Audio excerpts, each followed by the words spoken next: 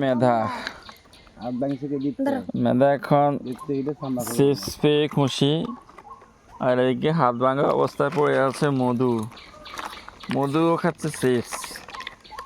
গতকালকে সে কি ভীষণ দুর্ঘটনা, সাইকেলের পিছনে দৌড়তে গিয়ে পড়ে গিয়েছে সে। এখন তারপর ব্যান্ডেজ করে নিয়ে আসা হলো। এখন খুব কষ্টে আছে, 1 মাস পর্যন্ত কষ্টে থাকতে হবে তাকে। এদিকে আছে ঈশান, সেও খাচ্ছে চিপস। চিপসের নাম কি বলো? জিরো চিপস, মানে রিং চিপস।